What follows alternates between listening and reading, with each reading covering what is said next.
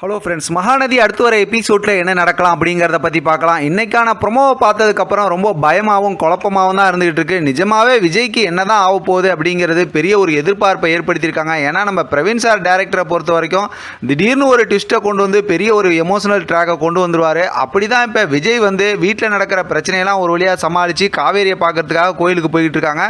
திடீர்னு இன்றைக்கான ப்ரொமோவில் பார்த்தோம்னா காவேரி அப்படியே மயக்கமாக ஆகிறாங்க. அந்த இடத்துக்கு வர நிவின்கிட்ட இந்த விஷயத்தை சொல்லிடுறாங்க. நிவின் ரொம்ப சந்தோஷப்படுறாரு.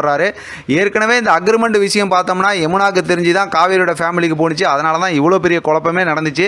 இந்த விஷயத்தை வந்து காவேரி விஜய் கிட்ட சொல்லியிருந்தாங்கன்னா ரொம்பவுமே சந்தோஷமாக இருக்கும். இப்போ நிவின்கிட்ட சொல்லி நிவின் இதை போய் வீட்டில் எல்லாத்துட்டையும் சொல்லி அதுக்கப்புறம் விஜய்க்கு தெரிஞ்சிச்சுன்னா அது கண்டிப்பாக விஜய்க்கு ரொம்ப பெரிய வருத்தமாக தான் இருக்கும். அது மட்டும் இல்லாமல் காவேரி வந்து இப்போ ரொம்ப கோபமாகவும் ஸ்ட்ராங்காகவும் வெண்ணிலாவோட விஷயத்தில் விஜய் என்ன முடிவு எடுக்கிறாரோ அதுக்கப்புறம் தான் நான் வந்து அவர் கூட இருக்கணுமா வேணாமாங்கிறத நான் முடிவு பண்ணுவேன்.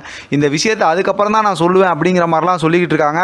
மொத்தத்தில் பார்த்தோம் அப்படின்னா விஜய் வந்து கண்டிப்பாக கோயிலில் வந்து காவேரியை சந்திக்க மாட்டாங்க அப்படிங்கிறது ஒரு பக்கத்து இருந்தாலும், ஏற்கனவே ஷூட்டிங் ஸ்பாட் ஏரியாவில் அதாவது சோசியல் மீடியாவிலாம் நிறைய பேர் ஒவ்வொருத்தரும் ஒவ்வொரு ரிவ்யூ போடுறாங்க இல்லையா, அதில் பார்த்தோம்னா நிறைய பேர் வந்து விஜய் வந்து வர கார் வந்து ஆக்சிடென்ட் ஆகிடும் அப்படிங்கிற மாதிரிலாம் சொல்லியிருக்கிறாங்க. அது நடக்கிறதுக்கு வாய்ப்பு ரொம்ப கம்மி தான். ஏன்னா ஷூட்டிங் ஸ்பாட் ஏரியாவோட ஒரு ஃபோட்டோவோட பார்த்தோம் அப்படின்னா இப்போ கங்காவும் குமரனும் அந்த டாக்டரை போய் பார்க்குறாங்க. அவங்க ப்ரெக்னெண்ட்டாக இருக்கக்கூடிய அந்த சந்தோஷமான செய்தி சொல்கிறாங்க. அப்படிங்கும்போது இப்படிப்பட்ட ஒரு மூமெண்ட்டில் விஜய்க்கு இந்த மாதிரி ஒரு ஸ்டோரியை உள்ளே கொண்டு வர மாட்டாங்க அப்படின்னு சொல்லி ஏற்கனவே நம்ம தெளிவாக பேசிட்டோம்.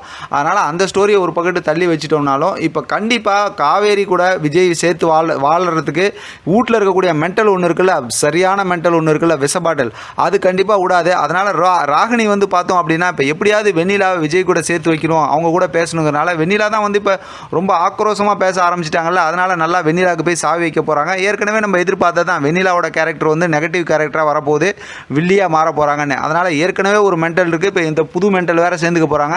இவங்க ரெண்டு பேரும் சேர்ந்துக்கிட்டு எப்படியாவது விஜய் வந்து உங்க கூட வச்சுக்கணுன்னா நீ விஜய்கிட்ட நிறையா பேசு, அப்போ தான் வந்து விஜய் உங்க கூட இருப்பார் அப்படிங்கிற மாதிரிலாம் சொல்லி இப்போ மறுபடியும் ஃபோன் அடித்து விஜய் வந்து வெண்ணிலாவை காவேரியை பார்க்க விடாமல் மறுபடியும் கூப்பிட போகிறாங்கன்னு தான் நினைக்கிறேன். ஏன்னா காவேரி தான் வந்து மயக்கம் வந்து இப்போ வந்து பக்கத்தில் இருக்க ஜூஸ் கடைக்கு போயிட்டாங்கல்ல, அங்கே உட்காந்துருக்கும் போது விஜய் வந்து கோயிலில் தானே தேடி பார்ப்பாரு.